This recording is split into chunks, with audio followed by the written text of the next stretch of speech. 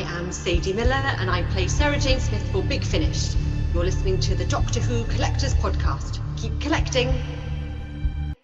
Larry, it's Frazer, and you use "They all say who is Doctor Who? Where is he from?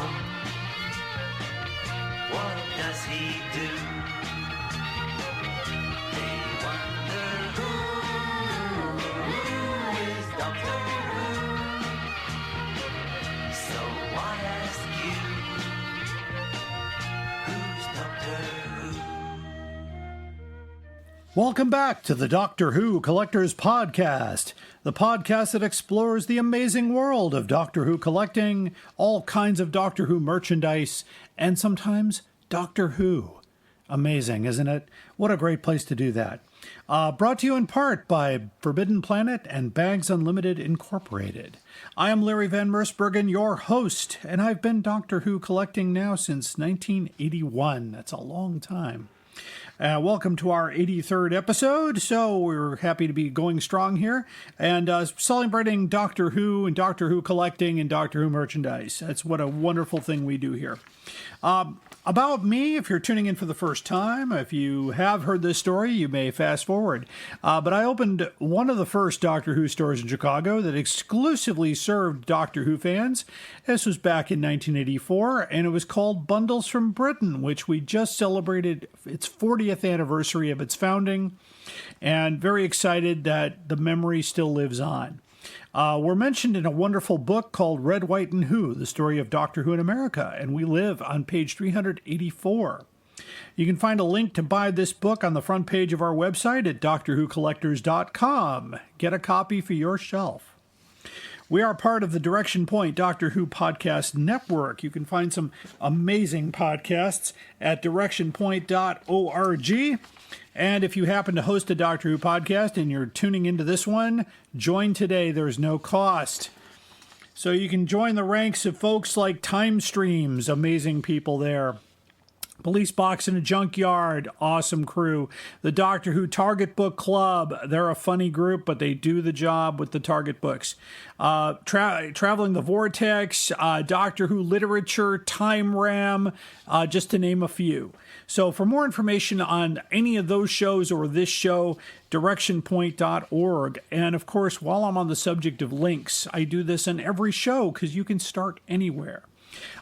Two resources you need to have on your Chrome browser bar is timelash.com, and once you're there, go to the TARDIS library. Sign up for a free account and keep track of all of your books, your vinyl, your Betamax, your CD collection, everything but magazines or figurines or things like that. So there you go.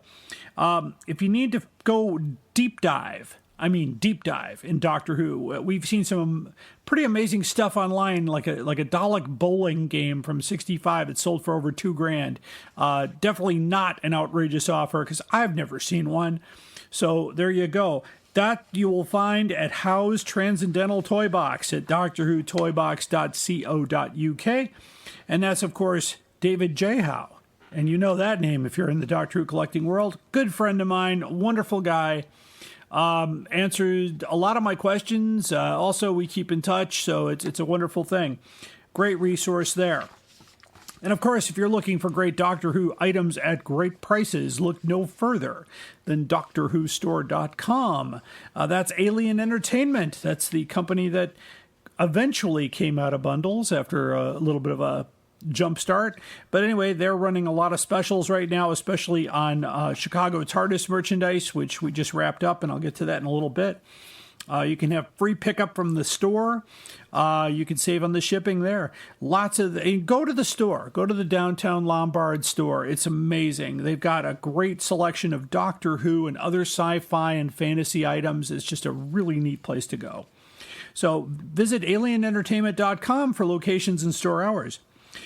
You can also find some great Doctor Who items at Forbidden Planet, but you don't need to go far. You just go to my website at drwhocollectors.com, click on the merchandise links, and shop from Forbidden Planet. You check out at Forbidden Planet, but then a portion of that sale comes back to the Doctor Who Collectors Podcast, and we appreciate that because we've just got our first check. And, well, not really. It was a direct deposit. But anyway, it was great because that paid for 3 months of hosting. So thank you for your support. And don't forget our own eBay store. Right now, our eBay store is currently undergoing some changes. We still have some hardcover books and some other things up there, but right now the Target books are down because that's becoming a very big chore to put up those books. So we're trying to figure out a better way to get those books to you. So there you go.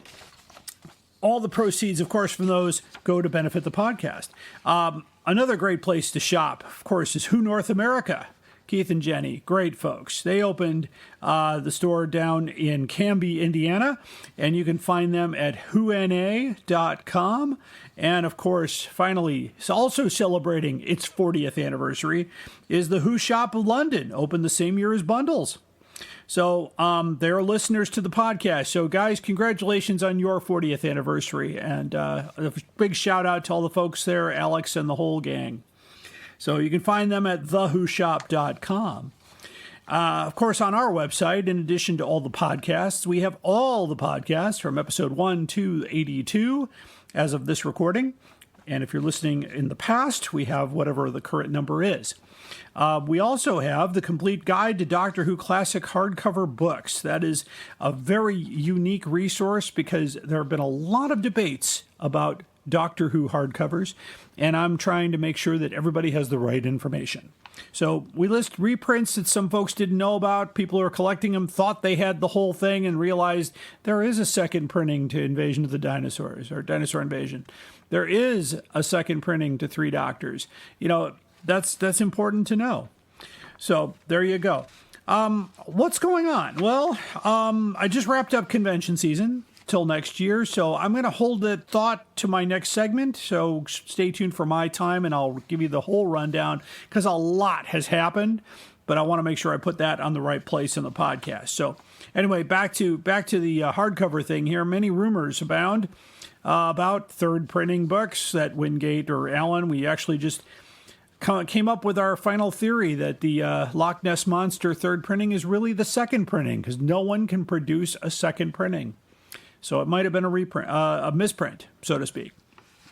But I'm always on the lookout for concrete proof of existence of books we don't list. So if you have a book that is not in our guide and you can share a photo or two or, you know, not just a story, but we want to see the title page. We want to see the spine. I want to see what is it listed? Is it Longbow, Wingate, Allen? You know, where does it say? Because there's no other way we can know unless somebody actually physically has the book. So just contact me. And of course, I would love to talk to you as a collector. I love having collectors on the show.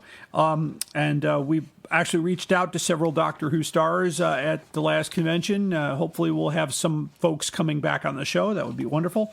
You can contact me for details at Doctor Who Collectors Podcast at gmail.com and put interview in the subject line so I do not ignore it. Target books.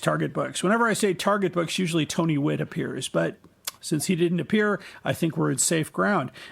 We do buy job lots of Target books. The most we pay for a Target collection is $2.75 per book if the books are in decent shape. And we would also, pay the shipping, of course. So if you want to get rid of them, we can help you with that. And of course, if whatever is missing from the collection, I collect all the Target books, including all reprints, and then we put the rest in the store, and we use that proceed to pay for the podcast. So you'd be doing a good thing there. Thank you so much. Just send me an email with your list, condition, and photos, and I can talk to you. On today's show, very excited to present this. You're going to hear my Chicago Tardis main stage interview with Frazer Hines and Wendy Padbury. I got another shot on the main stage. It was really fun. It was a great interview. We had a great crowd on that Sunday morning. I'll talk more about that in detail on my time coming up. But a special thank you to my good friend Stephen Fodor for doing that recording for me. The video is currently up on our YouTube channel. I want to thank our patrons out there. If you're a patron of this podcast, thank you so much for being a part of our world here. And you can visit us on Patreon and subscribe at the $15 level or any amount you want to give us. You can find us at patreon.com/Doctor Who Collectors Podcast. You can also support us on our main podcast platform, which is Podbean. It's DoctorWhoCollectors.podbean.com. And you can support us at any level. Our theme song is Who's Doctor Who, composed by Barry Mason and Les Reed, performed by Frazer Hines. And you will get the full story on that song in my main stage interview. If you want to share this podcast with your friends, and I do encourage that, we are on most podcast providers, including Apple Podcasts, Pandora, iHeartRadio, Podbean, Spotify, and a few others. So you can find us pretty much there. And of course, we are also on the Direction Point Network at directionpoint.org. So right after the break, I will go through my time here and tell you what's going on. There's a lot going on. Our main story, that main stage interview with Frazer and Wendy, it was the second Doctor crew, and it was a lot of fun. And of course, the most outrageous offer of the Spanish variety. Stay tuned. Traveling the Vortex.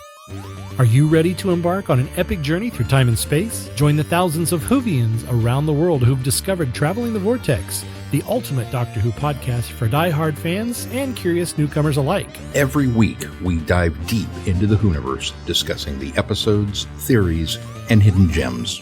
We dissect the Doctor's adventures, share behind-the-scenes stories, and explore the legacy of this iconic show. Traveling the Vortex brings fans together, fostering a global community of Whovians. Whether you're a fan of classic or new Who, there's something for everyone. Join us on this incredible journey as we unravel the mysteries of time and space. Don't miss out. Subscribe to Traveling the Vortex today on your favorite podcast platform. Traveling the Vortex. Your ticket to adventure awaits. Traveling the Vortex is a proud member of the Direction Point Podcast Network. You're listening to the Doctor Who Collectors Podcast. Keep collecting. Hi, I'm Juliet. And I'm Nathan. Experience Doctor Who from the very beginning through a classic fan's eyes. And through the eyes of a new Who fan. Reminisce and relive those classic moments with Nathan as he offers fun insight. Or experience them for the first time with Juliet as she dwells on social issues, history, fashion, and the size of a flashlight. We're the Time Streams podcast. Find us on Spotify, Stitcher, or Apple Podcasts. You're listening to the Doctor Who Collectors Podcast. Keep collecting. It's my time. And now it's my time. Welcome to my time. Let me tell you what's been going on. It's been quite an exciting time in my life in Doctor Who. A lot of great things have happened. I'm going to start with a just quick recap of Chicago Tardis this year. Chicago Tardis over Thanksgiving weekend at the Westin in Lombard, Illinois. One of the best Doctor Who conventions you can go to. I mean, I can never get to Galley 1. I know it's a good show, a lot of big stars out there, but we had people come to Chicago Tardis just to get an autograph and a photograph with someone that was half the price of going to Galley. So that told me bundles about what I needed to know there. So anyway, the guest list was phenomenal. We had Jo Martin, first time she was in Chicago. We had Sacha Dhawan, first time he was in Chicago. It was just a very fun time. And Sacha was the nicest guy. I only got to shake his hand and talk to him for a few minutes, but and then Jo Martin, too, same thing. I got to talk to her about the Marlowe Murder Club, which I just finished watching, and it was just wonderful.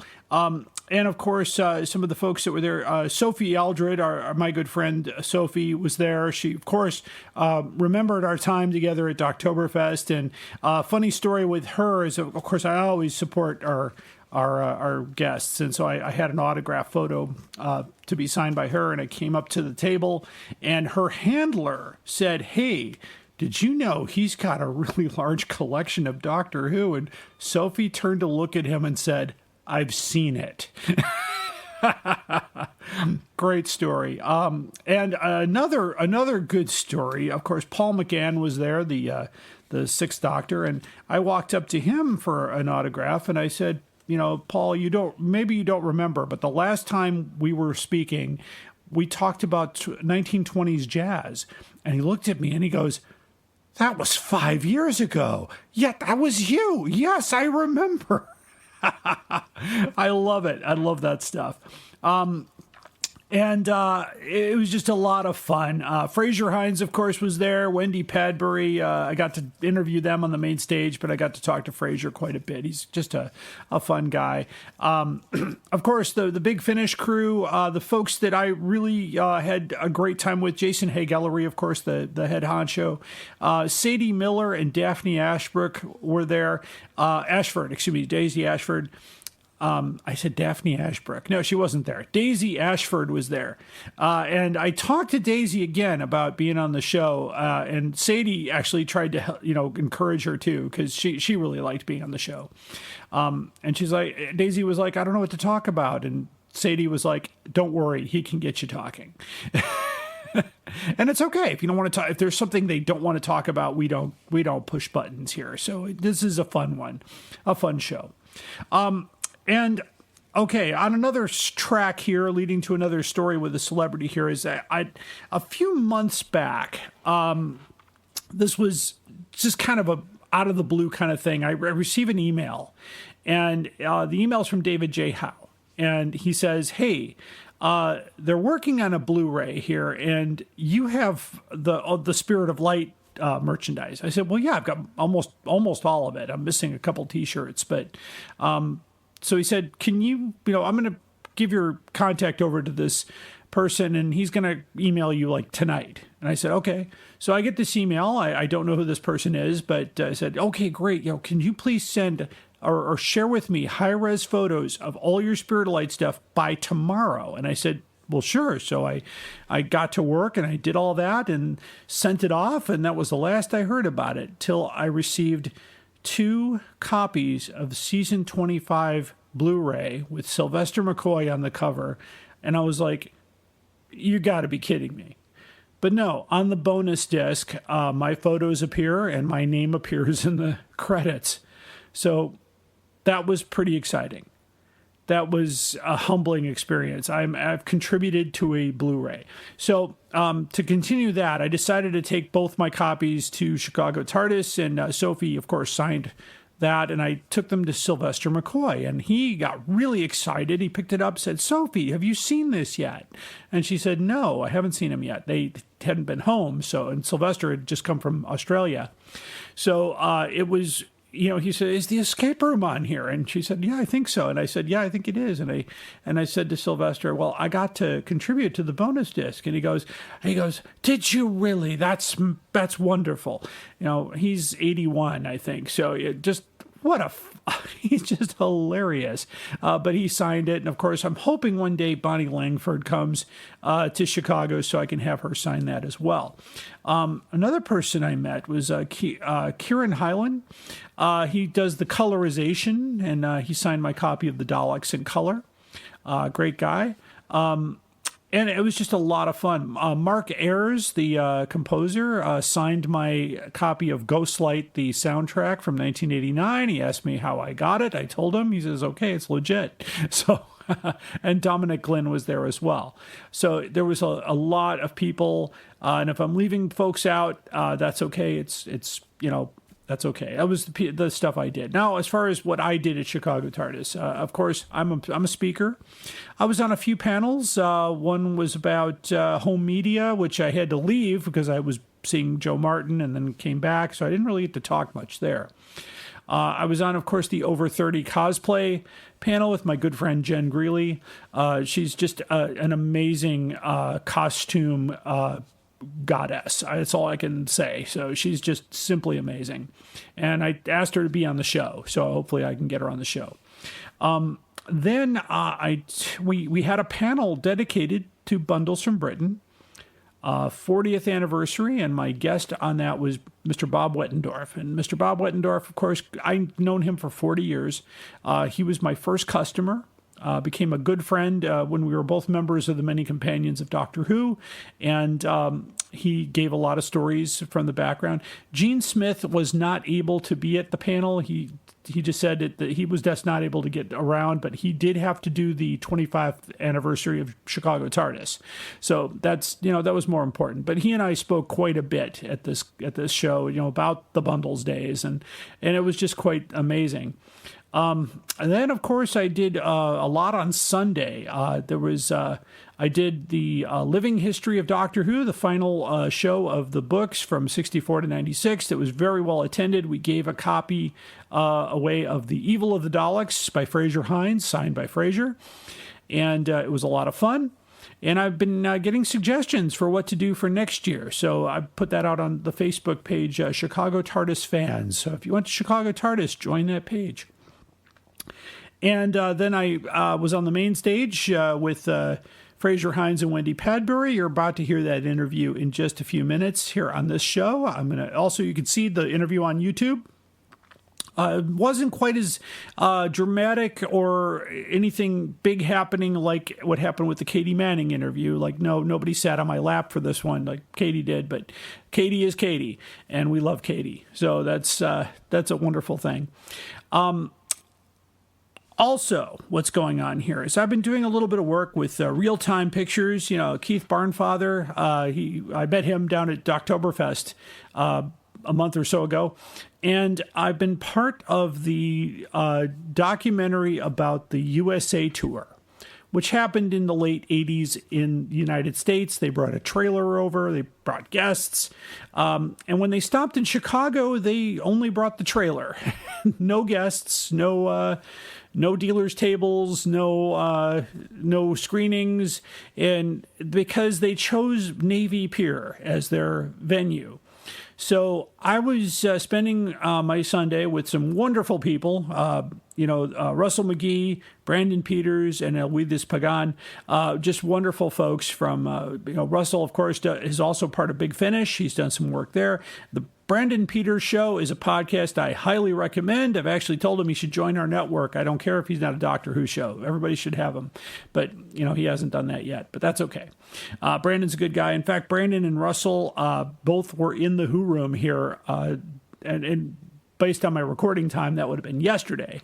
But they were just, in fact, we got so involved here in the room that we put off our other project here, which is I'm going to be part of a PBS documentary on fandom. And they've got a lot of Doctor Who stars on that. They want to include me on that as well. I've done some other interviews for that. So that's what's going on. It's been very, very nice.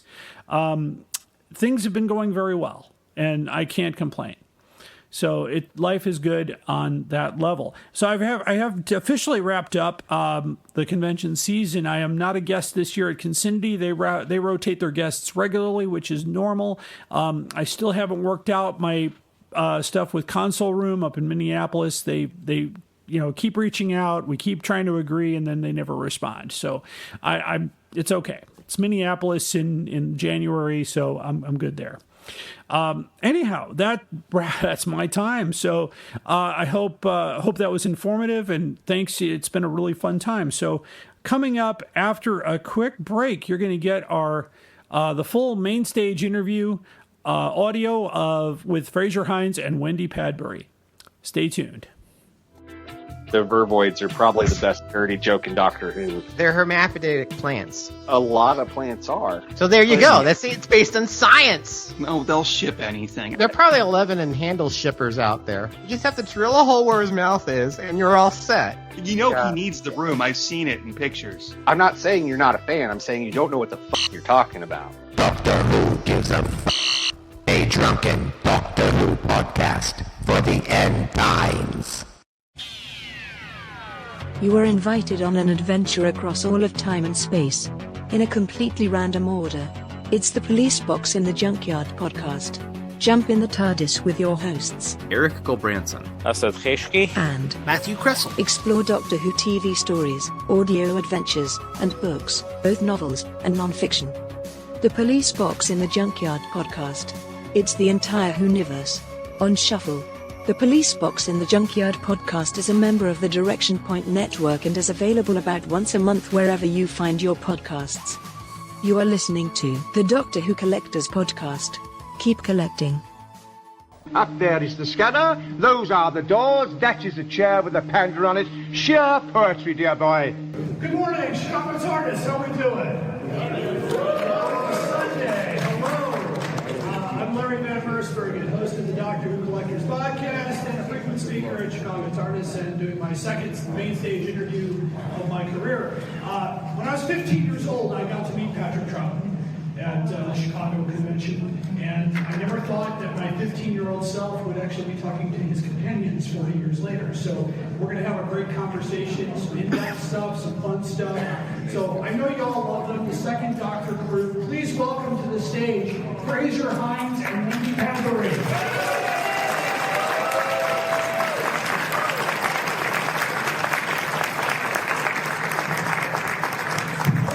Good morning. And it's always a big crowd for a Sunday. I appreciate some of my listeners, some fans of the Second Doctor. It's always good to have you. Well, thank you both for being here today. Oh, it's a pleasure to talk with you. I'm going to go right off the bat here with a question for both of you because of the breaking news out there. Since with the War Games not only being colorized and reduced to 90 minutes, with the regeneration, what are your feelings about that? Since you guys put in a lot of work on that story. Well, no, I think it's great. I always thought it was too long anyway. I thought it was 10 episodes, wasn't it? Yes, 10 episodes. It's a long story. I always thought maybe it could have been 8 episodes. There was a reason why it was 10 episodes, because stories fell through and the usual thing. But I'm quite excited about seeing it, actually. The very fact that Russell T Davies is resurrected a classic rather than just sort of, oh, that's the old days, that's the old days. I'm very excited about it. Awesome. Yeah, I'm excited to see it too. Of course, in color with the regeneration that John Pertwee kind of what we didn't get in the 70s. So I've seen some of the clips on YouTube. There is a trailer on YouTube. What, of War Games? Yes. It looks great. Oh my gosh. Yeah, it doesn't, I mean, you can, if you saw the original and you saw this, you thought they redid it because it doesn't look colorized. No, it looks really nice. I've seen Laura and Hardy colorized. And it looks colorized. Yeah. Okay, I'm going to go back and forth here with some specific things. So, Frazer, this one's for you. Jamie had a fantastic chemistry with Patrick Troughton's Doctor. So, what do you think made that special? I don't know, because we met before, 2 years before I did the Highlanders, I think called Smuggler's Bay, where I was the star of the show, and Patrick was playing this old smuggler, Ratsy. And then 2 years later, he's the star of the show, and I'm coming in just to do 4 episodes. I'm so pleased that I said yes to those 4 episodes. And I said, oh, Doctor Who is a children's TV series, I can't be bothered to do it. I've never seen Australia, New Zealand, all of America, Milton Keynes, I've never seen half these big places. So I'm so glad, but I don't know what the chemistry was. We didn't try to gel or try to blend together. It just happened. And the lovely thing is Patrick had this lovely thing that if you suggested some comedy or something, he didn't say, no, you just, I'm the Doctor, you just learn your lines, you don't know. You know, Frazer, we'll do it, yeah, we don't expect it. It's just happy. Absolutely. Oh, microphone off. Wendy, Zoe often stood out as one of the most Doctor Who's capable companions. Did you feel a sense of responsibility portraying that character? Well, yes, of course. I mean, she was certainly more clever than the Doctor.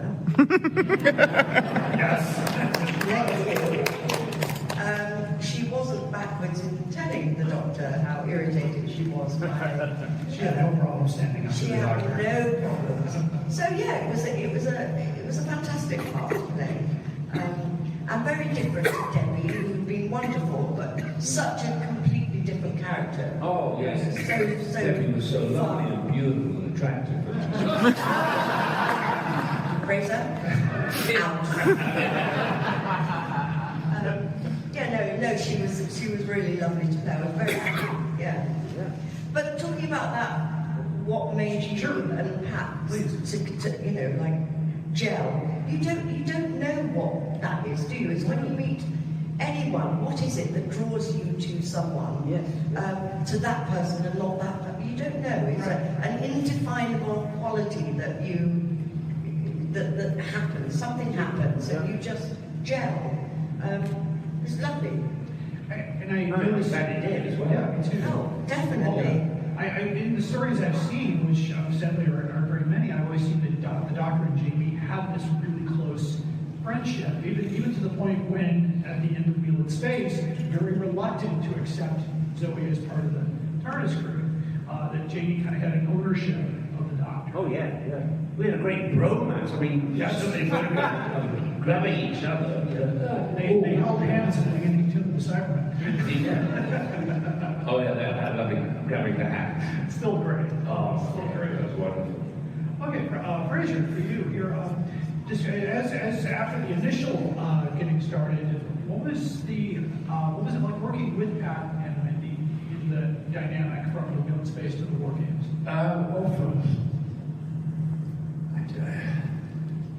It was obviously different because he had this wonderful. He loved Victoria Waterfield because she was more of his era, almost the blues, the crinolines, and the ideology of that sort of person. I mean, Zoe he thought was a little bossy, but he would have killed for Zoe, fought for her to the death. But again, we just sort of gel again. Yeah. It wasn't like who's this person coming in? This interlude, I told you. You just fit it straight away. And Wendy, same question, working with Pat and Frazer. Yeah, well, it was daunting, of course, because daunting to become the new girl and take over the Debs. So it was daunting, but both Frazer and Patrick made me so welcome, and it was very quick to settle and become part of the Troughton Trio, as we're named. Yeah. It was just a joy. Yeah. And then we were very fortunate because Paul Fox, who was the head honcho at BBC at the time, when he joined, we broke for our summer holiday for 6 weeks. But he didn't want to put a new serial in or a new story or anything. So somebody came up with the idea of actually putting that thing on and going to show Zoe what it's like. And they showed the Eve of the Daleks. Yes. And we all went on holiday. And I saw Paul Fox years later. So we all went on holiday and said, cheers, Paul, another pina colada on Paul Fox. Because we got paid while we were on holiday. Of course. Yeah. Great. And one of the few instances where a repeat was part of the canon, part of the storyline, where we had to go Wheel in Space, Evil of the Daleks, then the following story. Yeah. This brilliant stuff. And of course, I told the audience before we came out, I'm old enough that I met Patrick Troughton back in '84. I met Michael Graves and almost all of the companions. Annika. Yeah. And Annika, she was here a few years ago. And it was just an amazing experience as a young person. Just seeing, and I'll show the story real briefly. It was at the Hyatt in Chicago here. Looking out the window, I was waiting for some friends. And a person walked up next to me and said, "What a beautiful city." And I turned and it was Patrick Troughton. So I said, "Hello." I was 15 years old at the time. So I was just starstruck, absolutely. And he was just so kind and just admiring the scene around him. I believe it was one of his first Chicago trips. And just an amazing person to meet. So I can imagine, of course, his body of work and his children both speak highly of him as well. Yeah, What an amazing. And also, if he hadn't been so wonderful as a doctor, we possibly wouldn't be sitting here talking about Doctor Who now. Yes, I have been. Yes, absolutely.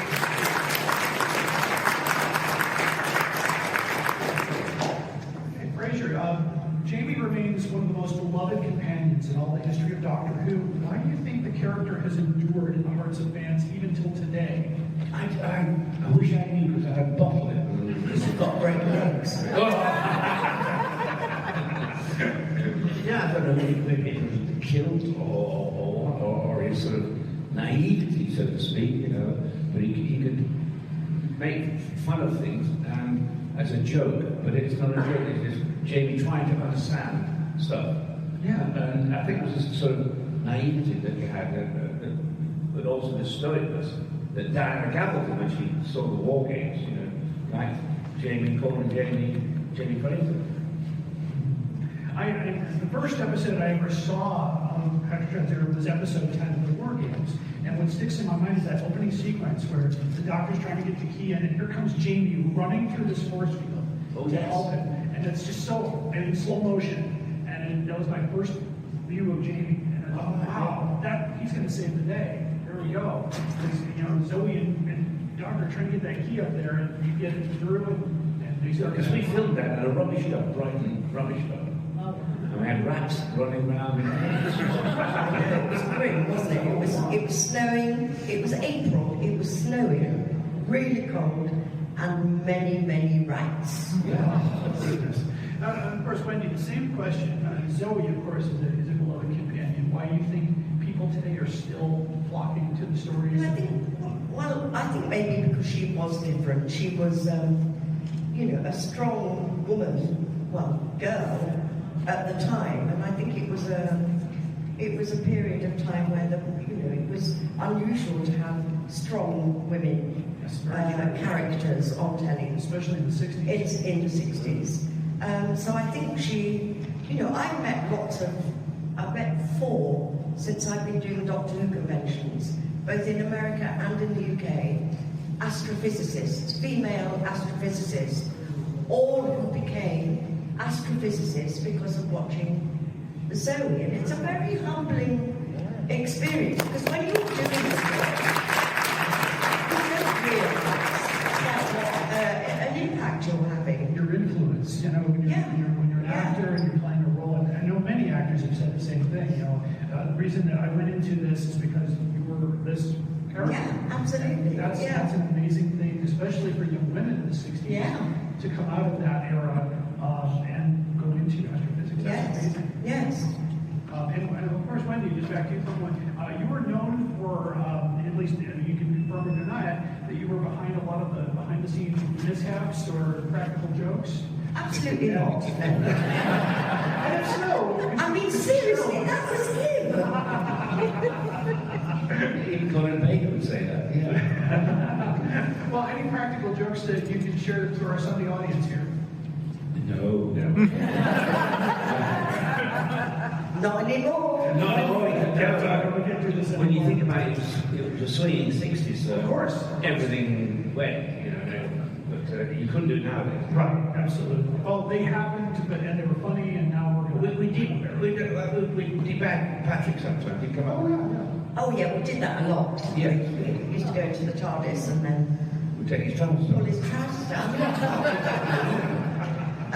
Also, I was wearing a little kilt at rehearsal. It was very fashionable at the time. And I think I'd been out the night before. We rehearsed a scene, sat down on these chairs at the side so other actors could have their go. And I kind of sat like this and nodded off. And Pat was on one side, Frazer was on the other. And I got this little kilt with little straps here. And all of a sudden I was being nudged in the ribs by Frazer going, Patters, come on, we're on. And I shot up like this to go and work, and my skirt stayed back there.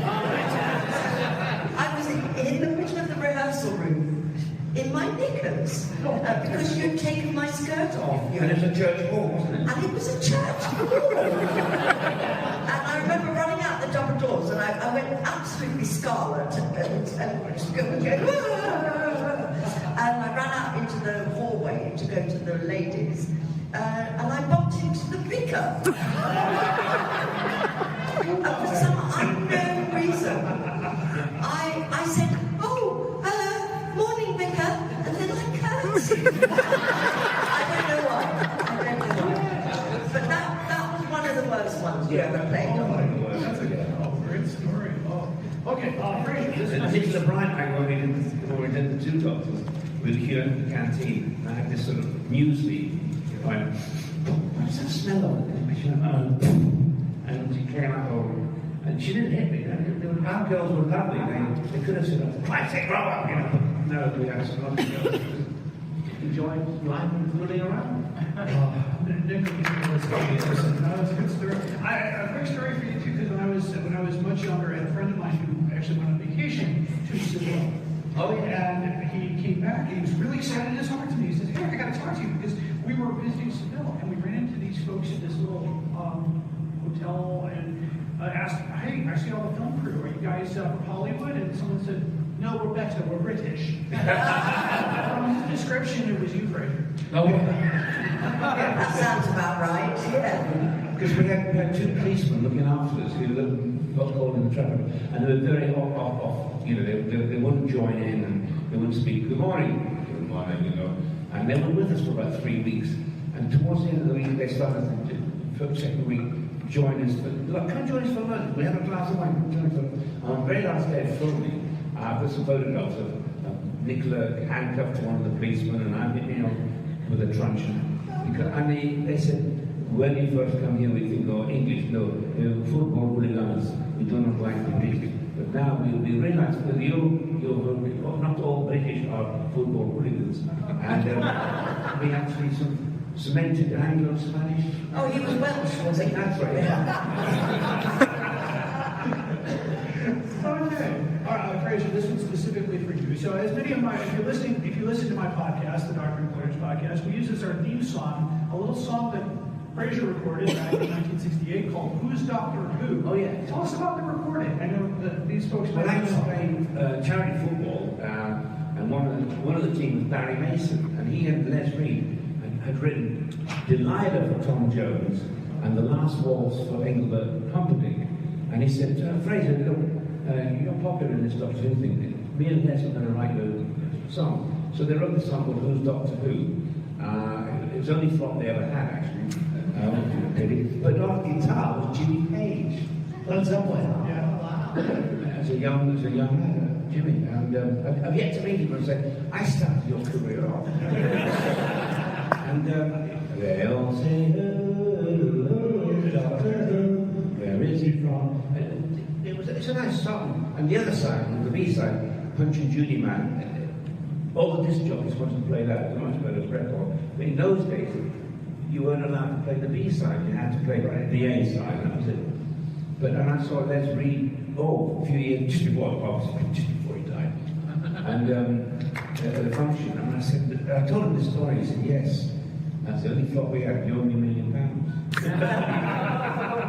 Well, thankfully we've revived it, and every episode begins with the Frazer Divvy. So if you're not a listener, subscribe, and you can hear that song in every episode.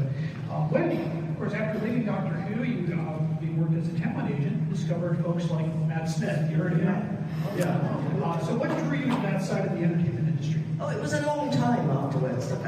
Many years. I did lots of work, and then I stopped to have children, and etc., etc. What drew me to Matt, did you ask? What drew you to that? Or to being an agent? Yeah. Well, because I didn't know what else to do.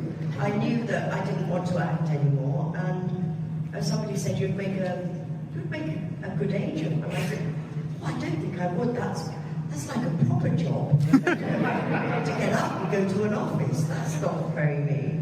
Anyway, I did, and I did it for 15 years, and yeah, Matt was one of the boys I saw at the National Youth Theatre, because part of an agent's job was to go and see all the end-of-term showcases that the drama schools did, and see who was coming up through the ranks.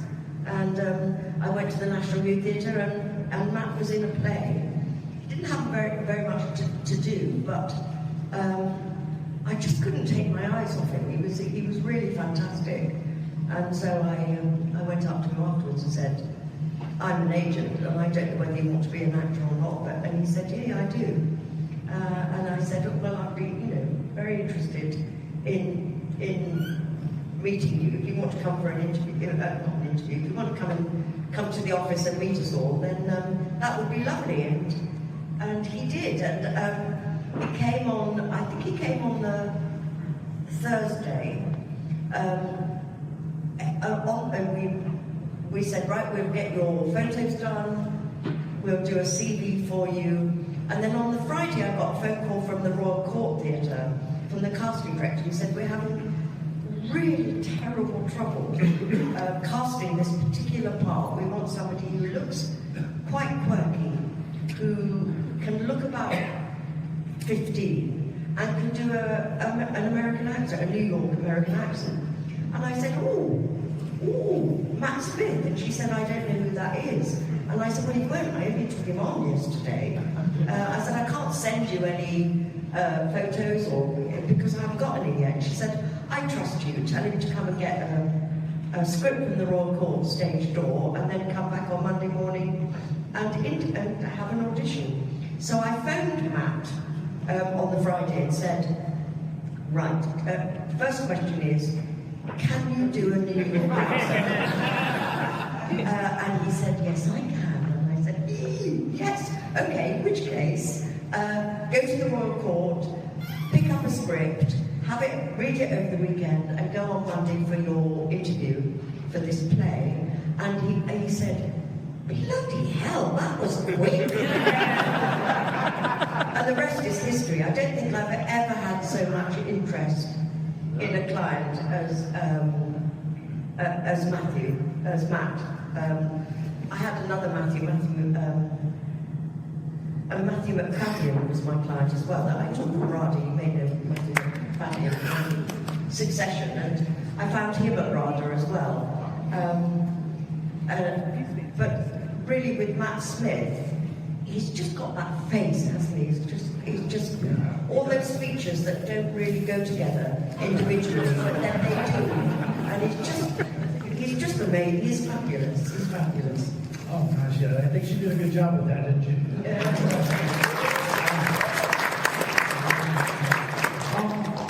Frazer, just a quick thing.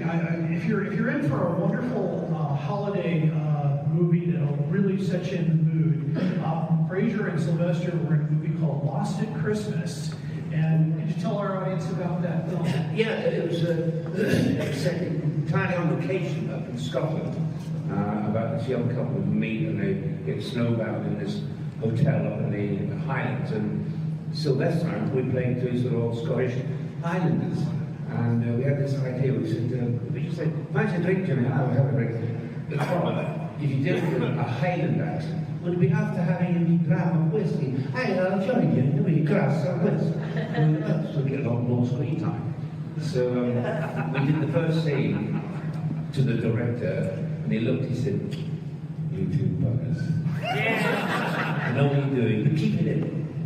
And he gets it in, and so lovely. The BBC too have now taken under their wing a bit like Dialogue, and they show it every Christmas now. It's going to be shown again this Christmas coming up.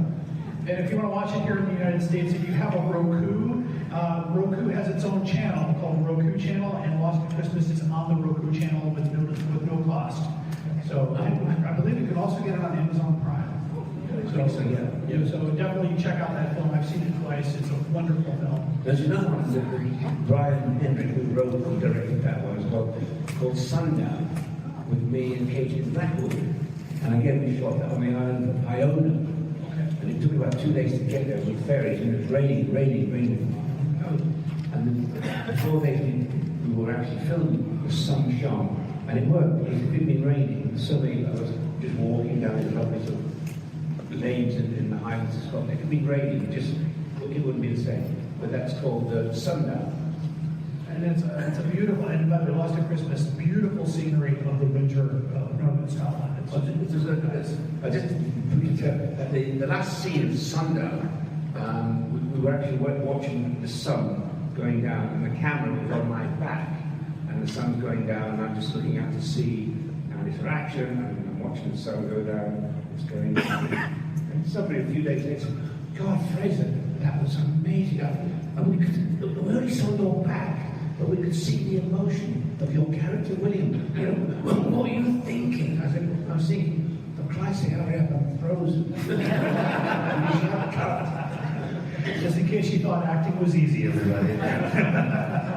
Okay, here's a little thought question for both of you. If you could play a different role in the modern Doctor Who series, what kind of character would you like to play? I'll start with Wendy. A character that's been a character that's... It could be a new character or an old character, but not your present character. Oh, I'd like to be Missy.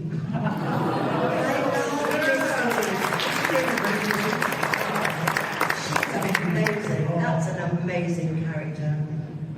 Or Jamie. That's what we're good in a kilt. Yes. Good in a kilt. There you go. Frazer? I think I'd like to have started playing the master. Playing the baddie. Yes. That might be a good one for you. Kind of like an evil sort of, because I played baddie before, you know. not always so nice people. So you need to get with Sasha Dewan. Yes, yeah. Get some of that master. Oh, he's amazing. Oh, isn't he great?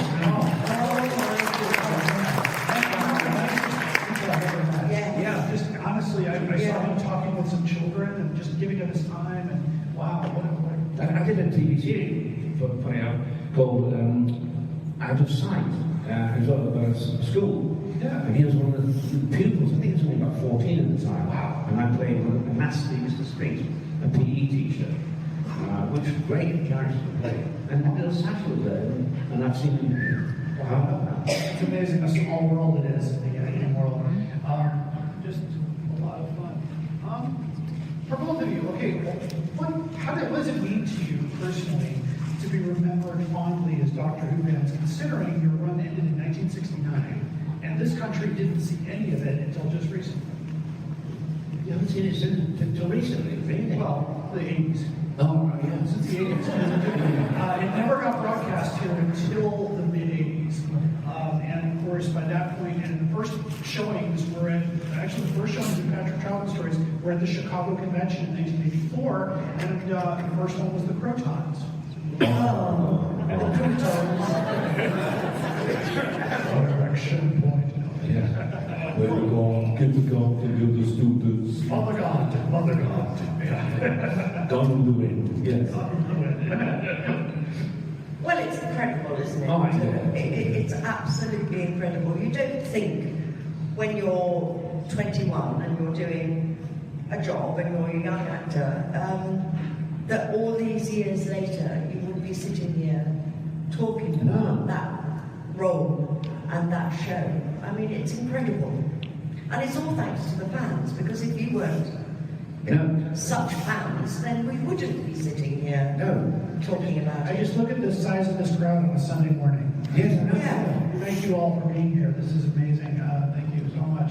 Yeah, it's for me too, because since I first saw Patrick Troughton stories in the early '80s, and of course I don't think either one of you were at those Chicago conventions. Yeah, I was at the 84 because Patrick and Colin Baker, we just done the two doctors, and they both, God bless them, they just said, you've got to have Frazer, and then they rang Norman Rubinstein, so you've got to have Frazer, That's right. It'll be fun, it'll be fun.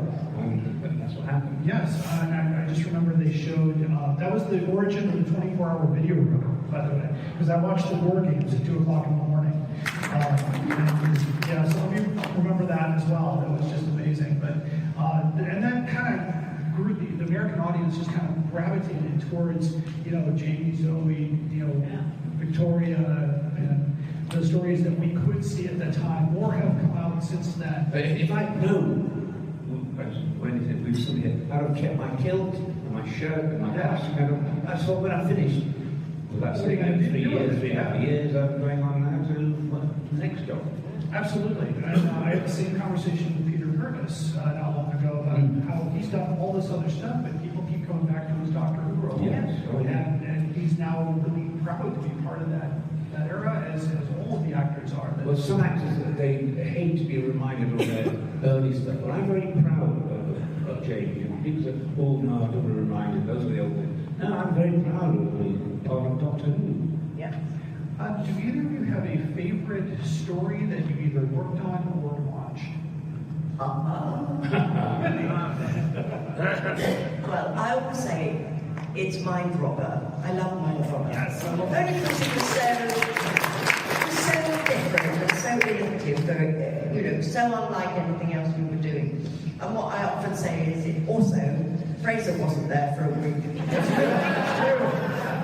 I mean, what a great story, actually, for Frazer to get chicken pox during, because any other might have been a bit more complicated, but because of the nature of the story, that putting his face together and getting it all on a board, like a jigsaw, was an immediate stroke of genius. Yes. I can remember Terence Dick sitting down on the set, sort of writing stuff and trying to put it in, and then Hamish appeared, One of my favourite bits in the Mind Robbers when Patrick and I were ushered into this room with Emrys James. He was sitting behind this desk with all these electrode things. And the drawer manager said, Frazer, can you just get nearer the table? Let's stay by the door. A bit nearer the table, Frazer, that's it. Look down, how do you get mine back there? A bit nearer, can you get any nearer to the table? I said, no, my junk is now resting on the table. And Patrick's voice said, yes, so's mine. Oh, boy, do you see what I have to put up with? So you can feel my pain. Okay, so Frazer, do you have a favorite story other than my robber that possibly one before Wendy? I'd love to see the Highlanders. I really would. We should animate the Highlanders, right? Years back, I said to one of the animators, and there's no, we can't do the Highlanders, because it's a kilt, it's so difficult, all the pleats. I said, no, but in the Highlanders, we didn't have pleats. It was just a wrap-around kilt, so it just wasn't done. We didn't know that. So, yeah, so hopefully we might do the Highlanders one day.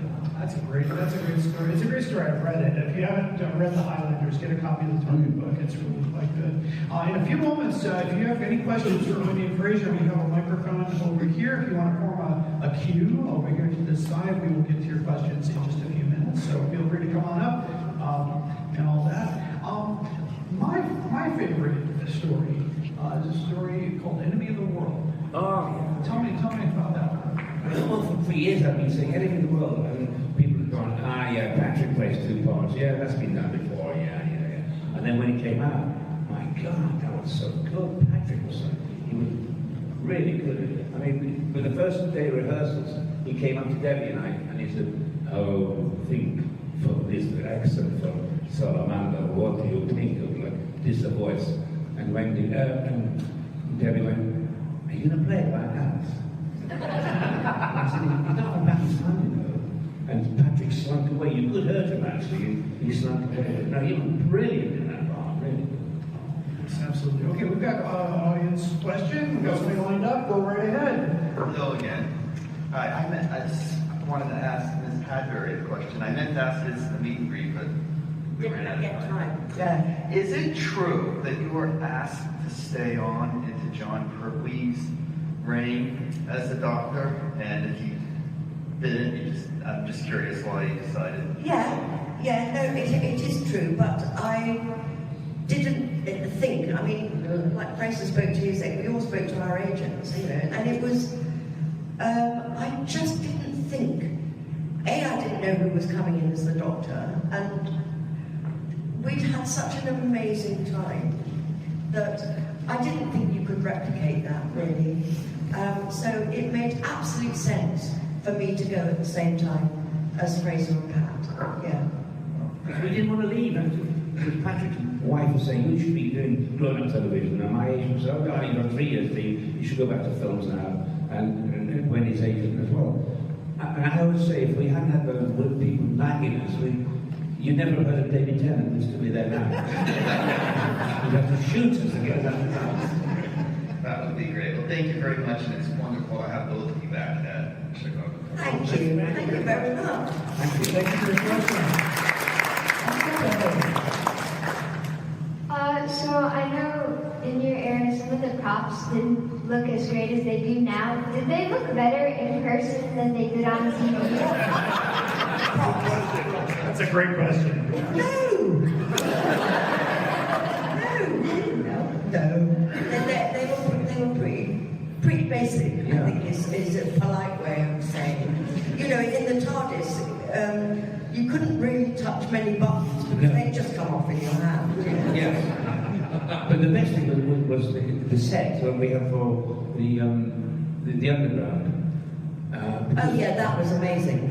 Because we wanted to film actually in Covent Garden. In those days, the British Underground would close between 2 and 5 in the morning, so they could sweep off the dust and clean things. And then they wouldn't let us film, so they built the set. I mean, the first episode went out, and London Transport rang the BBC and said you'd broken into Covent Garden. It was that good. That's absurd. And they said, no, come and look at the set. And I went, oh, God, and it was just fantastic set. Yeah, it was. Yeah. Thank you. Thank you. Thank you. Good question. Come on up. Thank you so much. Testing. Yes, it works. Yeah, we hear you. Given the quality of work and the way it has stood the test of time, y'all's particular run, and given the state of technology with the development of AI, I don't see how somebody, somewhere, even if it's just some fan in a basement, doesn't end up creating new stories, new episodes, new films out of this original body of work that you guys have created. How is that being accounted for? How is that being addressed in your industry? It seems an inevitability. I think I'm going to agree. What? You mean that just I making... think he's talking about artificial intelligence and... Yeah, let's not do that.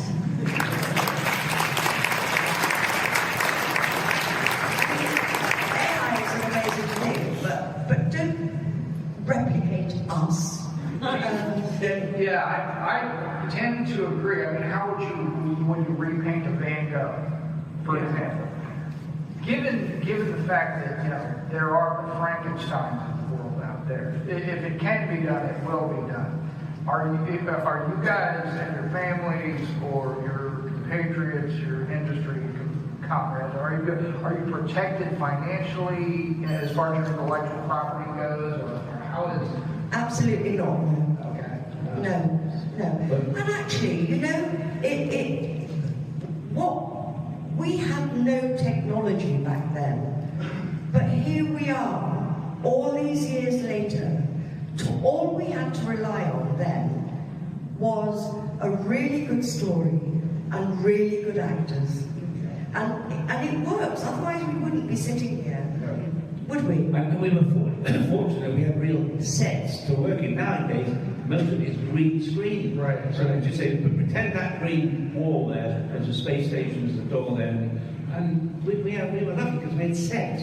I remember doing a panel with Pearl, and she was saying, somebody asked her a question about monsters and things and how she felt working with them, and she just sort of said, well, it was on a green screen, but when we did have a monster, it was just like an old lamp stand with a shade on the top, and I said, oh, that was our monster. Oh, goodness. Thank you so much for your question. Come on up. Hi. So my question is, what was it like coming back and filming the Tales of the Tardis? Oh yeah, it was excellent, wasn't it? Great fun, yeah. Yeah, it was such a lovely nod to the 60s, and that's down to Russell, of course. Yeah, sure. Because he's such a big fan. And I remember when I was asked, and I said, oh, I'm going to have to think about it. And I got a call from Russell saying, what? What do you mean you've got to think about it? And I said, Russell, I haven't acted for 40 years. He said, it's 6 minutes. And I said, yeah, but I've got to learn lines. And he said, it's like riding a bike.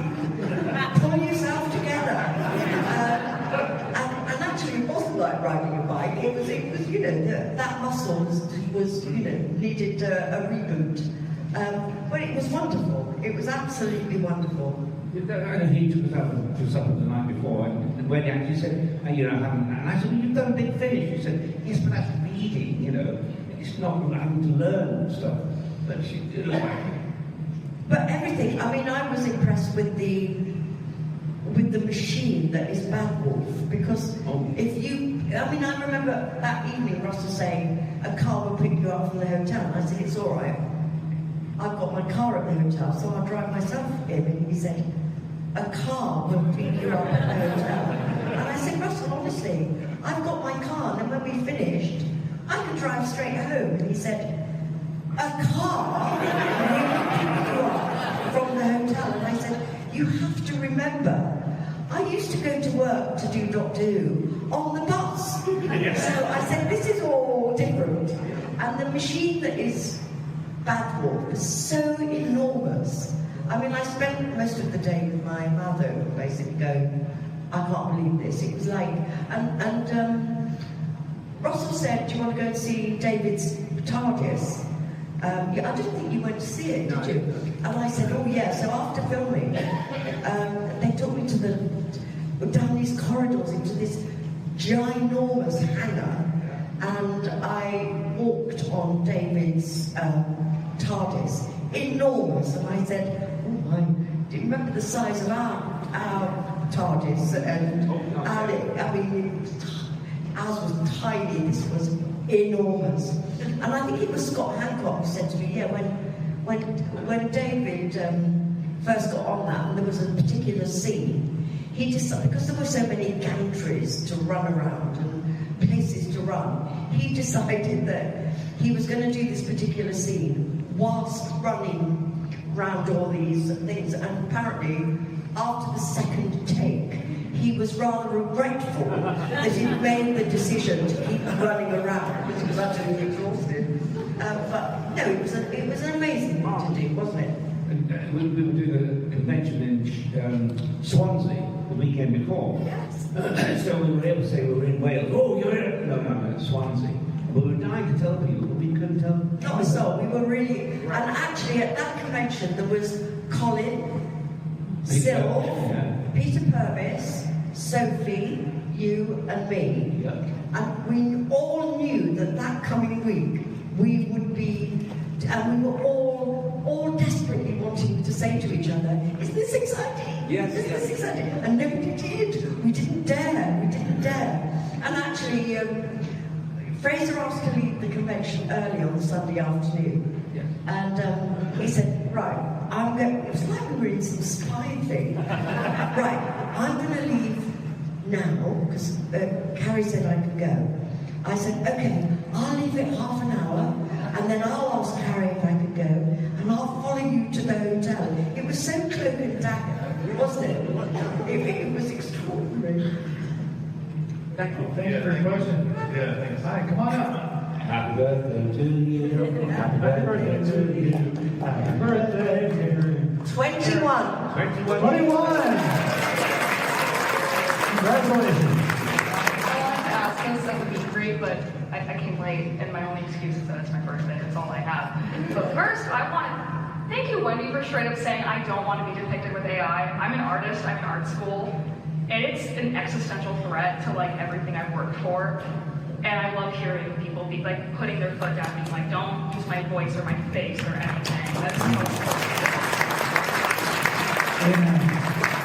I wanted to ask Frazer, what was it like when you joined? It was last minute, and you joined already with Annika, Michael, and Pat all there, and it formed the first 4-person TARDIS team since the beginning. I dub it Team PB&J, Paul, Ben, Jamie.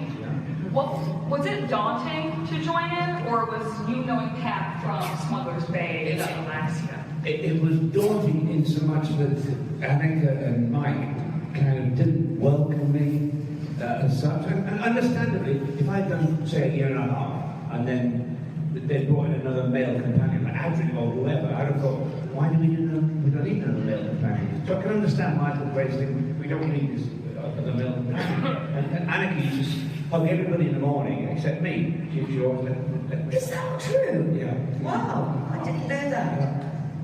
I also just want to shout out everyone that always keeps everything working. They're the unsung heroes of every convention. I don't know your name, but I do. Keep everything Thank you. We got time for just a couple more questions. Come on up. I was just wondering, about 60 years ago when you were filming this show, how do you think you envisioned that you would view it 60 years later, your roles, and how do you think you would have reacted if someone told you that 60 years later you'd be still making appearances together in the United States and talking about it? We'd have gone, yeah, get out of here. Don't be daft. Of course we won't. Wouldn't we? Would have kept all the costumes. Every costume, sure. Red printing, shirts and kilts and... Yeah, we'd have kept everything. They're never dreaming at all, you know. Thank you. If my 15-year-old self knew that I'd be speaking to these two wonderful people today, I never would have believed it. But this is just an honor. ladies and gentlemen, this has been a great honor for me. So one round of applause for Frazer Hines and Wendy Padbury.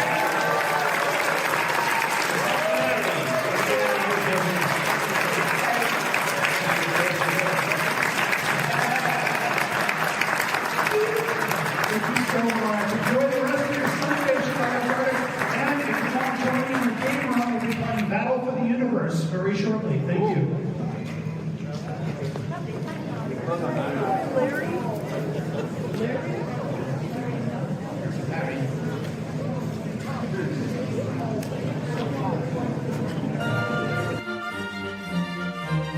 We are going on a journey, a very long journey, through the world of the Target novelizations in publication order. Every week we are looking at a new book, talking about Terrence Dicks, Malcolm Hulke, and all our Doctor Who novelization friends. Whatever you do, keep turning the pages. This is Jason Miller of the Doctor Who Literature Podcast, a member of the Direction Point Podcast Network, and you are listening to the Doctor Who Collectors Podcast. Keep collecting. Hello, fellow time travelers, and welcome to the Doctor Who Target Book Club podcast, the only podcast to discuss, in story order, all the Doctor Who novelizations. My name is Tony Whitt, and every 2 weeks or so, I'm joined by a 2 to 3 person discussion panel, including our so-called expert who's been a Who fan since 1979. That would be me. We also get the views of intermediate, casual, and novice fans who either have never seen the show or who have never read these books until these podcasts, including Dalton Hughes and Allison Fitz-Seyfried. You can find us on iTunes, Stitcher, or wherever you find good podcasts, or even ones like ours. You're listening to the Doctor Who Collectors Podcast on the Direction Point Podcast Network. Keep collecting. All my travellings throughout the universe, I have battled against evil, against power-mad conspirators. I should have stayed here. The oldest civilization. Decadent, degenerate, and rotten to the core. Power-mad conspirators, Daleks, Sontarans, Cybermen. They're still in the nursery compared to us. 10 million years of absolute power. That's what it takes to be really corrupt. And now it's time for the most outrageous offer. The most outrageous offer is an offer on a Doctor Who item or Doctor Who related item that appears to be priced a little too high or ridiculously high from where it is actually sitting. So today we have an item that came to my attention, and it is a Spanish Doctor Who novel, and I mean from Spain. And the prices range pretty far. So, of course, this book was found on Abe Books, which usually is pretty good for Doctor Who. They're a little overpriced sometimes, but that's just how, the market goes. Anyway, the title in question here is Doctor Who Maquinas de Guerra, and I apologize if I totally didn't get that right. But my Google Translator says that means war machines, and it's got a Dalek on the cover, so that's probably what it's all about. It's by George Mann, so there you go. It's obviously a Spanish translation of a existing book. I didn't look up the existing book because that's not the outrageous offer. Anyway, it is by Dolmen Editorial in 2022 in the Spanish language, the price here, of course, it's published by Plan B Publicaciones out of, let's see, that's what this one guy says. Actually, it's by a different publisher entirely. But the seller is One Pay Books in Miami, Florida. So this is a Spanish book out of Florida. So the seller only has a 4-star rating, so problem there. But he's got the book sold for $45,744, and it's even this time. So with $13 shipping, with 6 of those available. So wow, I wish I could sell 6 of those. That'd be quite a profit. That's a bit crazy because I looked around and I was able to find the book for as low as $18.50. Next up from there around $40. So anywhere between $20 and $40 this book can be had. I do not have this book in the collection, but I might soon because I found a good price for it. And in any case, that's just crazy. I wonder if that's a mistake, because I also see that they have the same book from the same publisher for about $50, and they're all paperbacks. There's no hardcovers here, so it's not a difference there. It's not rare. It's not something that only 5 were printed. I expect prices that high for something that's one of a kind. Now, I mentioned earlier on the show the Dalek bowling game that was noticed on eBay, and it went just above $2,000, I believe, at close. And it's in the package. It's from 1965, and I think I've never seen one. I've talked to folks that said they've seen them only in pictures, and they're just rare to have. So somebody, a serious collector with a capital C, bought that for their collection, and maybe it's a museum. It'd be nice to see it somewhere, but we'll see. But anyway, that's our most outrageous offer for today. If you have a most outrageous offer that you find out there, please send us an email at DoctorWhoCollectorsPodcast@gmail.com. Send a link and a photo if you don't mind, because sometimes links go bad very quickly, but I always take screenshots so you can see what it looks like. And I don't manipulate the screenshots. They're absolutely what's on the web, because sometimes after my show, those links disappear. So, so there you go. And that wraps up the most outrageous offer. And with that, wrapping up this edition of the Doctor Who Collectors Podcast. Thank you for listening. I definitely want to thank my guests at Chicago Tardis, Mr. Frazer Hines and Miss Wendy Padbury. It was a pleasure talking to them. Wonderful people, and had a great deal to say. So it was a lot of fun to talk to them. Also thank everybody that has been making it rain here, as far as all the patrons, all the folks who are putting me in their documentaries and their interviews. It's wonderful. I thank you so much from the bottom of my heart. I'm very humbled. The next episode will be our annual Christmas episode, the only episode sponsored by Target, and I mean it's very minimal, but it's enough to get their items up on our podcast. So there you go. So until then, keep collecting.